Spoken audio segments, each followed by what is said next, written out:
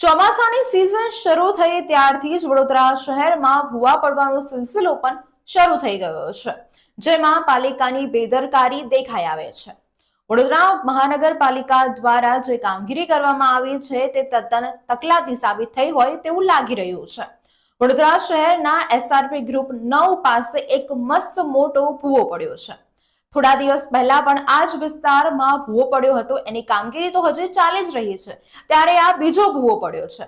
આ વિસ્તારમાં બે મોટી સ્કૂલો આવેલી છે। જો કોઈ દુર્ઘટના ઘટે અને મોટી જાનહાનિ થાય તો જવાબદાર કોણ? એવા અનેક પ્રશ્નો મહાનગરપાલિકા ઉપર હવે ઊભા થઈ રહ્યા છે।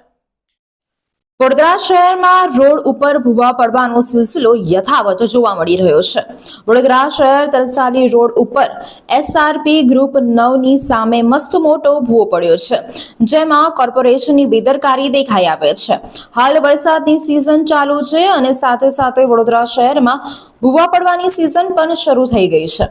આ ભૂવો જે જગ્યાએ પડ્યો છે ત્યાં બે મોટી સ્કૂલો આવેલી છે, એક ફોનિક્સ વિદ્યાલય અને બીજી ઓક્સિડિયન વિદ્યાલય। આ બે સ્કૂલોની વચ્ચે આ મસ્ત મોટો ભૂવો પડ્યો છે।